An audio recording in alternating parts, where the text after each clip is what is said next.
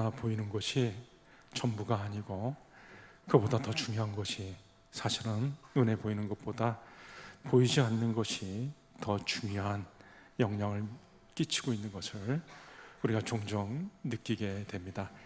제가 충실신학대학원 다닐 때 여름방학이나 겨울방학을 이용해서 낙도 선교를 간 적이 있었습니다. 경상남도, 전라남도 저 먼 섬을 향해서 배를 타고 가는데요, 이상하게 섬이 저 앞에 정면에 보이는데 배가 그 섬을 향해 정면으로 가지 않고 이렇게 오른쪽으로 우회하고 해서 가는 것을 보았습니다. 참 희한하다. 저 섬은 저 앞에 정면에 있는데 왜 배는 오른쪽으로 이렇게 한참을 이렇게 해서 우회해서 가나 했더니 이유가 있었던 것이죠. 그 바다에 물살이 계속해서 이쪽에서 밀려 들어오니까 배가 오른쪽으로 간다고 하지만 나중에 보니까 정확하게 그 섬을 향해 정면으로 도달하는 것을 보았습니다. 위에서 볼 때는 바다의 물결이 어느 방향으로 가는지 모르지만 그 바다도 밑에서 해류나 조류가 다 영향을 미치고 있습니다. 또 배를 타고 갈 때 한참 가는데 1시간 넘는 섬을 가는데요, 선장이 오더니 지금부터 비포장도로를 갑니다 이렇게 얘기를 하더라고요. 제가 깜짝 놀랐습니다. 아니, 무슨 바다에 비포장도로가 다 있나? 땅에서는 비포장도로가 있지만 무슨 바다에도 비포장도로가 있나? 농담하나? 정말 그런 일이 있나 했더니 진짜로 10분 이상 배가 텅텅텅텅텅텅 막 튀면서 10분 이상을 가는 겁니다. 그게 다 눈에 보이지는 않지만 바다 밑에 그 조류라는 곳이 있고 바다의 물길이 가는 흐름이 있는 것이죠. 우리가 이 세상에서 일어나는 일들은 이 세상에서 모든 일들이 일어나는 것 같아도 실제로는 눈에 보이지 않는 저 하늘에서 다 일이 결정되어지는 것입니다. 요즘 우리가 새벽기도 본문을 요한계시록 말씀을 가지고 매일 말씀을 나누고 있는데요, 요한계시록 12장 말씀에 보면 12장 7절 말씀에 보면 하늘에서 큰 전쟁이 일어났다라고 말을 합니다. 천사장 미가엘과 그의 사자들, 그리고 마귀라고 하는 용과 그의 사자들 간에 전쟁이 일어났습니다. 큰 전쟁이 일어나가지고 12장 8절 말씀에 보면 악한 원수 마귀가 이기지 못하고 패해가지고 전쟁에서 패하니까 그들이 쫓겨납니다. 어디로 쫓겨났는가 하면 바로 이 세상 땅으로 쫓겨나게 된 거죠. 그래서 12장 9절에 보면 큰 용이 내쫓기니 뱀 곧 마귀라고도 하고 사탄이라도 하며 온 천하를 깨는 자라. 그가 땅으로 내쫓기니 그의 사자들과 함께 내쫓기니라. 그래서 이 마귀와 그를 따르는 그 세력들이 이 땅으로 와가지고 이제는 이 땅에서 하나님의 일을 대적하고 있는 것입니다. 그러니까 이제는 악한 마귀와 그 세력들이 이 땅에 와가지고 하나님의 백성들을 공격하는 것이죠. 이 땅에서 전쟁이 벌어지는 것입니다. 하늘에서 전쟁이 일어나더니 그 전쟁의 영향으로 인해 가지고 이제는 이 땅에서 악한 마귀가 하나님의 백성들을 공격해 되기 때문에 이 땅에서 큰 영적 전쟁이 벌어지고 있는 것입니다. 그래서 이 마귀는 하나님이 택한 이스라엘 백성들을 다 쓰러뜨리려고 했었고, 그 다음에 구속사역을 감당하러 오신 예수님이 탄생하실 때 예수님을 죽이려고 했습니다. 헤롯을 통해 가지고 예수님을 죽이려고 했었던 것이죠. 악한 원수 마귀는, 그리고 그의 세력들은 어떻게 해서든지 교회를 극심하게 공격을 합니다. 과거부터 지금까지 계속 교회를 공격해 오는데요, 그래서 초대교회는 거의 문 닫을 뻔 할 정도로 마귀의 심한 공격을 받았습니다. 예루살렘에 있는 교회뿐만 아니라 요한계시록에 나타나는 많은 교회들이 다 하나같이 마귀의 공격을 받았습니다. 그리고 그 이후에도 세계 곳곳의 교회들은 계속해서 악한 원수 마귀의 공격을 받고 있는 것입니다. 지금 어려운 가운데서 신앙생활하고 있는 교회들이 굉장히 많이 있죠. 저 북한 땅의 지하 교회들은 얼마나 어려운 여건 가운데서 신앙생활을 하고 있습니까? 회교권 같은 데서도 신앙생활을 하는 것 자체가 너무나 고통스럽고 어렵죠. 힌두권도 마찬가지입니다. 이 마귀는 이 세상에 쫓겨와가지고 계속해서 하나님의 일을 대적하면서 하나님의 교회를 공격하고 또 교회에 속한 성도들을 공격합니다. 요한계시록 12장 17절에 보면 용이 이제 그 마귀가 어떤 사람들을 공격합니까? 예수의 증거를 가진 자들, 하나님의 계명을 지키며 예수의 증거를 가진 자들, 다시 말해 주의 성도들, 주의 몸된 교회의 성도들과 싸우려고 바다 모래 위에 서 있더라라는 말씀이 나오죠. 그래서 마귀는 계속해서 예수 믿는 자들을 핍박하는 것입니다. 그래서 회교권 같은 데서는 끔찍한 일들이 발생하죠. 회교권에서는 개종하는 것을 아주 집안의 수치로 생각합니다. 예수를 믿는 개종이 일어나면은 그 집안은 최고의 수치로 생각해가지고 흔히 말하는 명예살인 같은 일이 일어납니다. 그 집안의 큰 아버지나 작은 아버지가 그 조카를 사람을 시켜가지고 죽이는, 청부살인을 하는 명예살인 같은 이 집안의 수치다. 집안을 욕되게 했기 때문에 없애야 된다. 그런 일들이 발생하고 있는 것입니다.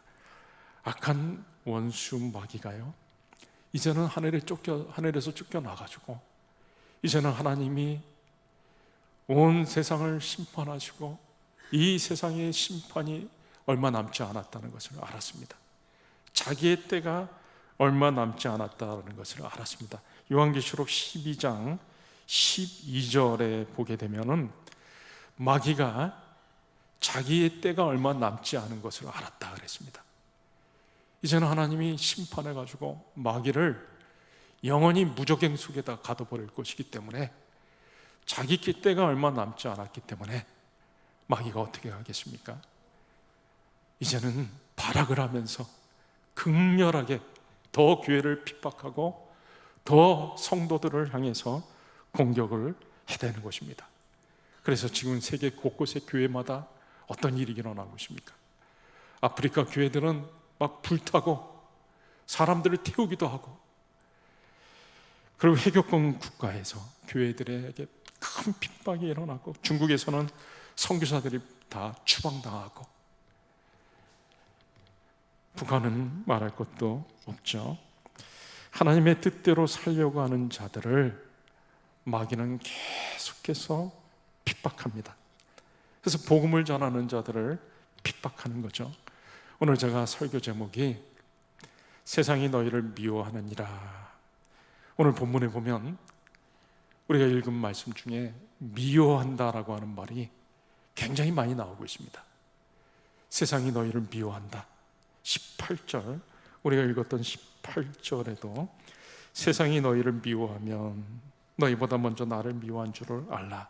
19절에도 너희가 세상에 속하였으면 세상이 자기 것을 사랑할 것이나 너희는 세상에 속한 자가 아니요 도리어 내가 너희를 세상에서 택하였기 때문에 세상이 너희를 미워하느니라. 세상이 너희를 미워한다. 악한 원수 마귀가 복음 전하는 자들을 핍박하고 있는 것이죠. 그래서 교회가 복음 전하는 일을 하려고 할 때 이 세상은 교회를 핍박합니다. 근데 마귀는 이 세상의 통치자들을 통해 가지고 교회를 핍박해 대는 것입니다. 제자들이 복음을 전하다가 공회 앞에 끌려갔습니다. 그때 그 공회원들이 제자들을 겁박을 하면서 너희가 또 다시 복음을 전하면은 이제 너희 스승 예수처럼 죽을 줄 알아. 단단히 협박을 하고 놓아줬습니다. 그때 제자들이 베드로와 요한이 돌아가가지고 두려운 가운데 성도들한테 이야기를 하고 기도를 합니다. 간절히 기도를 하면서 뭐라고 기도를 하냐면 사도행전 4장 27절에 이렇게 기도를 합니다. 가룟 헤롯과 본디오 빌라도는 이방인과 이스라엘 백성과 합력하여 하나님의 기름 부신 거룩한 종 예수를 거스려. 지금 세상의 통치자들이 본디오 빌라도, 이방인, 이스라엘 백성들, 그들이 하나님의 기름 부으신 거룩한 종 예수를 거스려 가지고 지금 핍박을 하고 있다라는 것이죠. 4장 29절에 주여 이제도 저희의 위협함을 하감하옵시고 굽어보시옵고. 로마 황제가 교회를 핍박할 수밖에 없습니다. 왜 그런가 하면 로마 황제는 자기를 숭배할 것을 요구했습니다. 공식 문서나 편지에 자기를 신의 아들로 표현하고 신의 아들 누구 이런 식으로 자기 자신이 신이다, 자기 자신이 신의 아들이다 라고 하면서 황제 숭배를 강요했던 거죠. 그런데 예수를 믿는 사람들은 로마 황제가 신이 아니고 로마 황제가 신의 아들이 아니고 오직 예수님만이 하나님의 아들이고 예수님이 신이시다라고 증거를 했기 때문에 로마 황제는 교회를 핍박할 수밖에 없었던 것입니다. 세상은 예수 그리스도의 복음 전하는 것을 싫어합니다. 그 이유가 18절에 잘 나와 있습니다. 18절 우리가 보시면 세상이 너희를 미워하면 너희보다 먼저 나를 미워한 줄을 알라. 세상이 교인들을 미워하면 그보다 먼저, 그 이유는 예수님을 미워하기 때문에 그렇다라는 것이죠. 이 세상은 예수님이 유일한 구원자가 되시는 것을 싫어합니다. 미워합니다. 그래서 예수님만이 유일한 구원자가 되는 것을 싫어하기 때문에 예수님만이 유일한 구원자이십니다 라고 말하지 못하도록 그렇게 만들어 갑니다. 차별금지법이라고 하는 것이 지금 이제 통과되려고 하고 있죠. 차별금지법이라고 하는 것이 말로는 굉장히 좋습니다. 차별을 금지하는 법이니까 얼마나 좋습니까? 그런데 독소 조항이 있는 것이죠. 예수님만이 유일한 생명이시다, 예수님만이 유일한 구원이시다 이러면은 다른 종교를 차별한 것이 되는 것입니다. 예수님만이 유일한 구원자가 되는 것을 세상은 싫어하기 때문에 그렇게 전하면 안 된다. 그래서 공공장소에서도 복음 전하는 것을 막으려고 하고 있고, 대학 캠퍼스에서도 이제는 복음 전하지 못하게 하도록, 세상은 예수님을 싫어하고 예수님이 유일한 구원자가 되는 것을 싫어하기 때문에 자꾸 그렇게 핍박하고 공격을 하는 것입니다. 우리 교회가 복음을 전하려고 하면은 마귀가 공격을 할 것입니다. 하나님의 뜻대로 살려고 하는 자들을 마귀는 더욱 핍박을 합니다. 교회에서도요, 열심히 일하는 사람들이 욕을 먹습니다. 열심히 일하지 않는 사람들은 욕먹을 일도 없습니다. 제대로 신앙생활을 하지 않고 엉터리 신앙생활을 하는 사람들은 마귀가 공격하지 않습니다. 그냥 내버려 둡니다. 내버려 둬도 알아서 주일날 예배도 안 드리고 알아서 자기들이 다 잘못된 길로 가니까 마귀가 굳이 공격할 이유가 없습니다. 그런데 마귀가 언제 공격하기 시작하냐면 새 가족, 초신자들이 이제 막 예수를 믿을 때 주인이 바뀌었잖아요. 그러니까 이제 새 가족들을 막 공격해 되는 것입니다. 그리고 한참 동안 신앙생활을 중단하다가 이제 다시 신앙생활을 재개하려고 하는 사람들, 그런 사람들을 마귀가 이제 또 공격하는 거죠. 그래서 주일만 되면 무슨 일이 생기게끔 자꾸 만들어가지고 이런저런 이유로 인해가지고 주일날 예배를 드리지 못하도록 그렇게 합니다. 마귀는요, 우리가 주일날 하나님 앞에 나와서 예배 드리는 것을 너무나 싫어합니다. 그래서 어떻게 해서든지 이걸 막으려고 해요. 세계 역사에 보면은 마귀가 주일날 우리가 예배 드리지 못하도록 하려고 많은 핵책을 부렸던 것이 있습니다. 볼테르라고 하는 사람은 왜 꼭 일주일에 한 번씩 쉬어야 되냐, 10일에 한 번씩 쉬어도 되지 않냐, 그래서 주일날 예배 드리는 것을 못하게 10일날 한 번 쉬도록 그렇게 시도를 한 적이 있었습니다. 소련의 스탈린 같은 경우에는 일주일에 한 번 쉬면서 노동력이 떨어지니까 안 되겠다, 일요일도 쉬지 말고 일을 하라, 그래서 일요일도 일을 하게끔 주일날 예배를 드리지 못하게 그렇게 했었던 것이죠. 그러나 그 모든 시도들은 다 실패하고 말았습니다. 우리가 열심히 하나님의 뜻대로 살려고 하면은 마귀는 우리를 더욱더 공격하는 거죠. 열심을 내는 교회를 더 공격하는 것입니다. 우리 교회가 열심히 하나님의 기뻐하시는 일을 감당하려고 하면 마귀는 더욱 강하게 우리 교회를 공격하는 것입니다. 자, 그러면요, 세상이 갈수록 교회를 핍박하고 교회를 미워하고 신자들이 더욱더 신앙생활하는 것이 어려워질 때 우리는 어떻게 해야 되는가? 우리는 오직 하나님을 믿는 믿음으로 승리해야 되는 것입니다. 다윗이 골리앗과 싸울 때요, 겉으로 보기에는 골리앗이 훨씬 다윗보다 상대가 되지 않을 정도로 강해 보입니다. 신체 조건만 보더라도 골리앗은 구척장신 2m 70의 그 신장을 가지고 있습니다. 다윗은 조그맣니다. 그 경륜으로 봐도 골리앗은 전쟁터에서 경력이 많이 있었던 연륜이 있는 장수였습니다. 다윗은 형들한테 도시락 갖다 주려고 온, 전쟁터에 있는 형들한테 도시락 가져온 소년에 불과했습니다.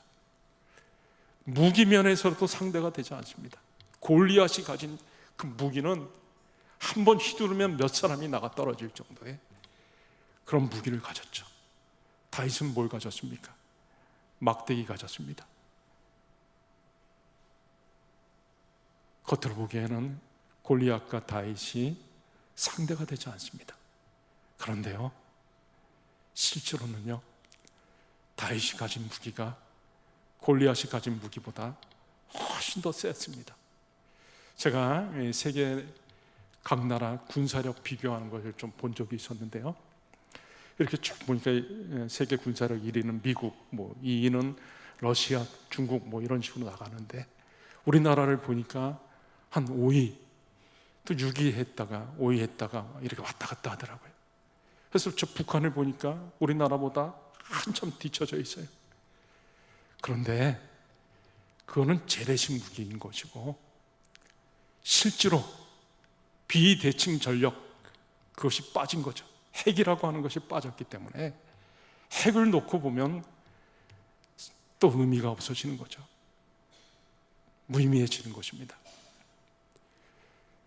다윗이 골리앗과 싸울 때 겉으로는 골리앗이 훨씬 센 무기를 가지고 있는 것 같아 보였지만 다윗에게는 놀라운 무기가 있었습니다. 골리앗이 갖지 않고 있었던, 갖지 못한 놀라운 무기가 있었죠. 그것이 무엇입니까?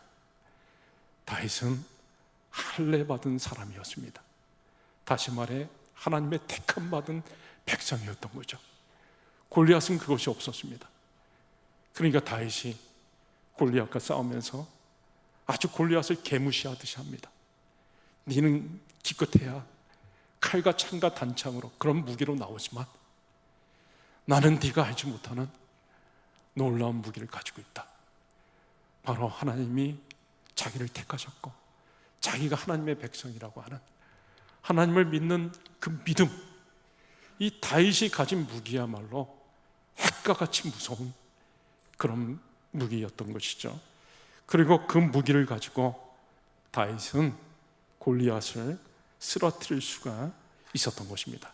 여러분, 저와 여러분은 엄청난 무기를 가진 자들입니다. 무시무시한 능력과 위력을 가진 자들이죠. 우리는 하나님을 믿는 믿음, 그 믿음을 가진 자들입니다.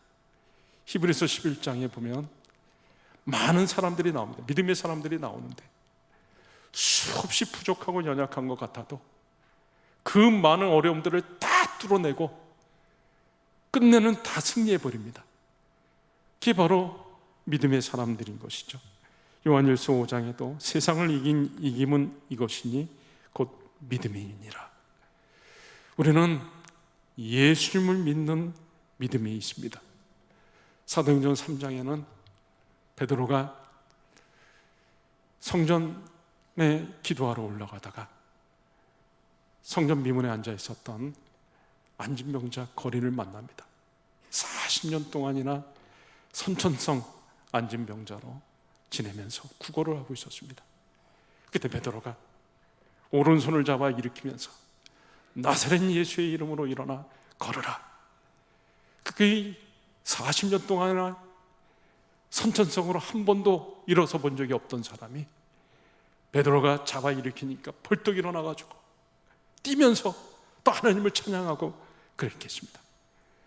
이 사건은 예루살렘에 있는 사람들에게 센세이션한 충격적인 일이 아닐 수가 없었습니다. 이게 어떻게 된 일이냐? 많은 사람들이 다 베드로한테 막 몰려옵니다. 그때 베드로가 왜 우리를 주목하냐? 여러분, 나를 주목하지 마라. 내 경건의 능력으로 이 사람을 일으킨 것이 아니다. 그러면서 뭐라고 얘기를 하냐면 사도행전 3장 16절에 베드로가 이렇게 얘기합니다. 그 이름을 믿음으로, 그 이름은 예수님이죠. 그 이름을 믿음으로 그 이름이 너희가 보고 아는 이 사람을 성하게 하였나니 예수로 말미암아 난 믿음이 너희 모든 사람 앞에서 이같이 완전히 낫게 하였느니라. 자기는 예수님을 믿는 믿음으로 자기 능력으로 일으킨 것이 아니라 예수님을 믿는 믿음으로 이 안진병자를 일으켰다는 것입니다. 베드로에게는 놀라운 무기가 있었던 것이죠. 여러분, 베드로에게만 이겠습니까? 저와 여러분에게도 이 놀라운 핵폭탄 같은 무기가 있는 것입니다. 어제 우리 새가족분들 모시고 잠깐 동안 교제하는 시간을 가졌습니다. 그때 제가 고린도후서 3장 17절 말씀 가지고 잠깐 짧게 말씀을 전했는데요. 그러면서 제가 질문을 했습니다. 여러분, 우리가 인생 사는 동안 제일 잘한 일이 뭘까요? 제일 기쁜 일이 뭘까요? 제일 행복한 것이 뭘까요? 답은 똑같습니다. 뭘까요? 네, 우리가 예수를 믿게 된 것입니다. 예수를 믿게 된 것은 참으로 엄청난 일이 아닐 수가 없습니다.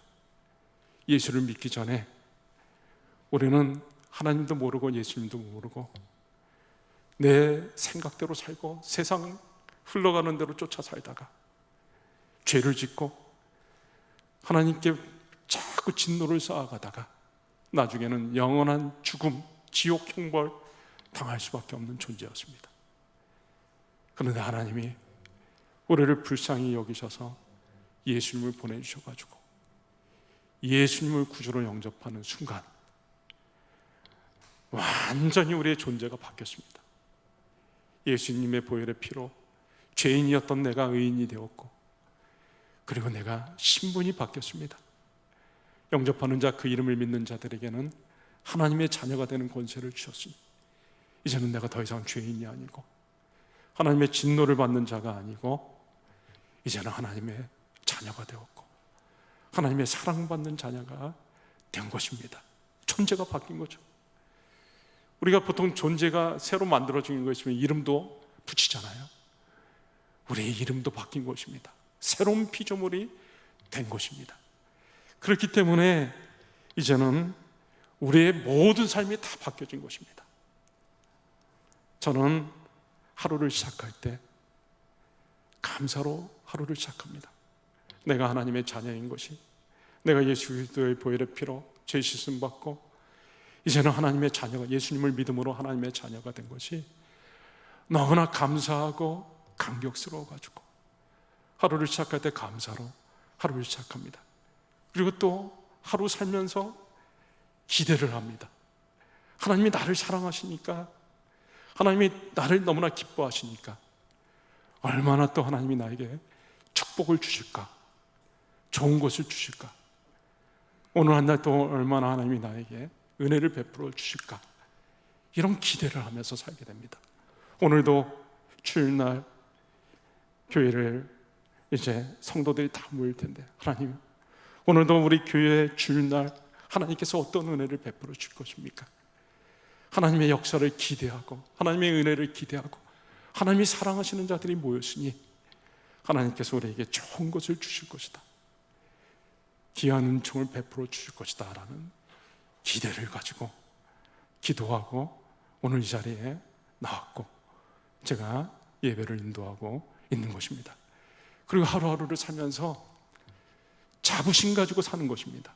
내가 하나님의 아들인데, 온 우주의 창조주가 되시고 전능자가 되시는 하나님이 나와 함께 하시는데, 세상 끝날까지 예수님이 하늘과 땅의 모든 권세를 가지고 나와 함께 하시겠다고 했는데, 예수님의 권세와 능력이 나와 함께 하고 있는데, 그런 자부심을 가지고 내가 하루하루를 살고 있는 것이죠.